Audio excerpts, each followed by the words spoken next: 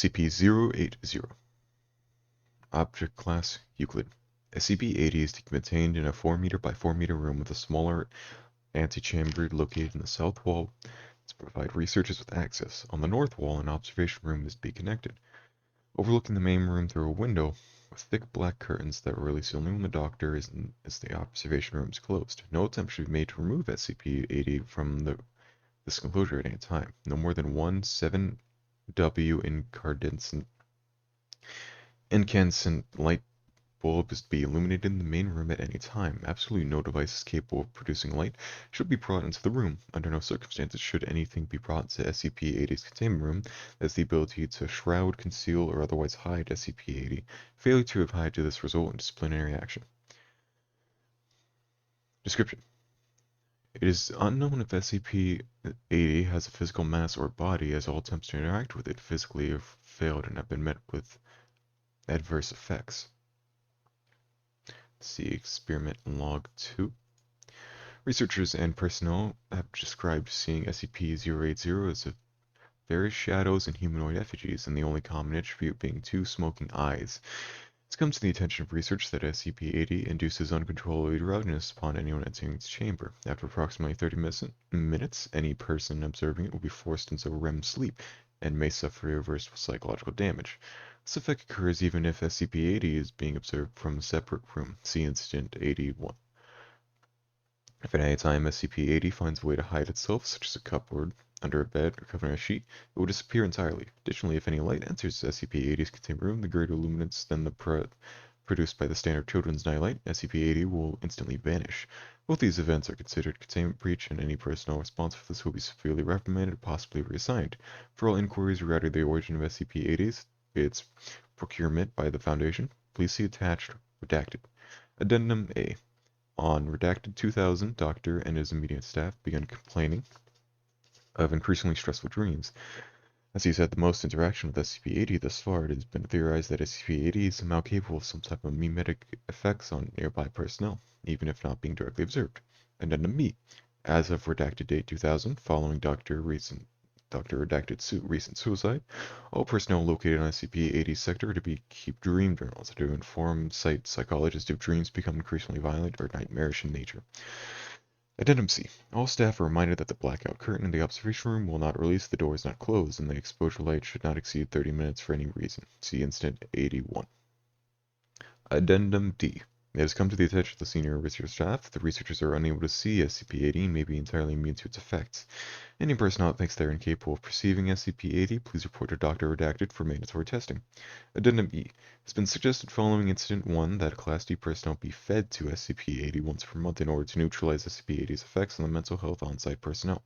05-Redacted approved. Incident 1. On redacted date 2000, a planned observation was conducted by 2 senior researchers. The researchers entered the observation room, the blackout curtains were released. Believing the room to be safely shielded from SCP-80's effects it has had in the past, the researchers began observing 80. Approximately 40 minutes after the observation began, both researchers suddenly fell asleep. Upon their retrieval, data expunged. It should be noted that following this incident, all site-on personnel have reported suffering nightmares and feeling unease had good night's sleep and were generally in a more pleasant mood the following day. Note, all personnel are requested to stop referring to SCP-80 as the Boogeyman. Dr. Redacted. Experiment Log 2. Experiment 2A. Date 2000. Subject D80-1, male 19 years old. Procedure. Subject was sent to the room with SCP-80. Subject entered the room containing 80 at 2:26 p.m. Begin log. Doctor. D81. Do you see anything? D. No. It's pitch black in here. Subject silent for several minutes. D. Did you let something in here? I feel like there's something watching me. Doctor. No. No, D81. Do not let anything into the room. What the fuck is that? D80 is seen tripping and falling to the floor. What do you see? It's giant blackness, like someone just standing at the corner. God, it's looking right at me. Let me out. D proceeds to pound on the door leading to the antechamber. It's looking at you. Please describe its physical appearance. I don't know. Oh God, let me out. I don't want to be in here. D starts whimpering. Tell me what it looks like, D. Then we can let you out. It looks like a figure hunched in the corner. Is it a human? It's too big to be human. D yawns. Still looking at me, Doc. It's staring. Move closer to it. D proceeds to move to the corner of the room, obviously experiencing difficulty on his feet. D, its eyes look like vapor, just staring at me, like it wants to do something. D falls to the floor again. Can you hear me? Subject unresponsive for the next 5 minutes. End log. Subject presumably collapsed. Currently no remains of D-80 is found, and assumed SCP-80 consumed D-81.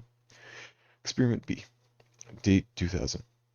Subject D-80-2. Female, 30 years old. Procedure: subject was sent to the room with SCP-080 with intent to physically interact with SCP-808. Details: subject entered the room containing SCP-080 at 17:35, 5:35 p.m. Under instruction of a doctor. Begin log. Doctor, tell me what you see. 2. I don't see jack shit. Why is it dark in here? After several minutes, holy shit, what is that? Just standing in the middle of the room. Describe what you see. Just standing in the middle of the room. I can make out 2 eyes, I guess.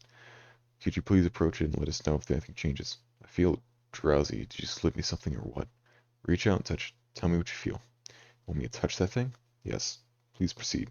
After a few minutes of argument, it is presumed that SCP-80-2 proceeds to touch SCP-80. At this time, the subject becomes unresponsive. End log.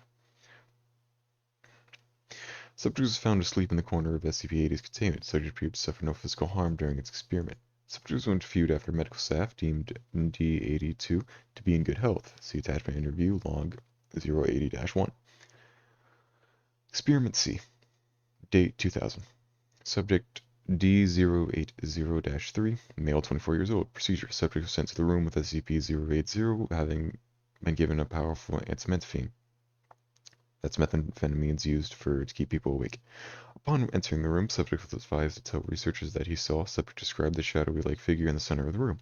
Subject was informed to stand still and inform researchers of any changes. 10 minutes into the experiment, subject began yawning and became notably frightened. Subject became uncooperative and attempted to escape the containment room. Upon failing to escape, subject announced to attempt to harm SCP-080. Presumably he attempted to attack it. Upon doing so, subject immediately collapsed. D-0803's body was recovered from SCP-080's containment room soon after, having apparently suffered a major heart attack. Upon collecting D-03's body, researchers described the intense feeling of unease, a feeling being watched, as well as a more acute awareness of SCP-80's presence in the room. Interview log. Interviewed D2. Interviewee Doctor. Forward. 2 was interviewed following the inconclusive experiment involving SCP-080, where the subject was secured in the room with SCP-080 for 37 minutes. Begin log.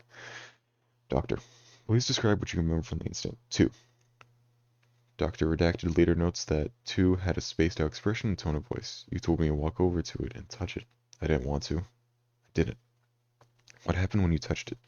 When I touched it? Have you seen that thing? Touch it. I couldn't move. It was staring at me. I just couldn't move. It didn't respond for several minutes. What were you doing? Becoming increasingly agitated. Just stared at me. Couldn't move. Couldn't breathe. 2 starts to hyperventilate. Calm down, D. Calm down, 2. Take a deep breath. Do you remember falling asleep? I just stared and stared, not moving, but I felt something. It was on the floor. They were all over me. They're here. 2 begins to scream. Bubbly gets to their feet. No, they're trying to take me away. Back to that thing. I won't go back. You won't make me go back. 2 lunges at D and subsequently terminated.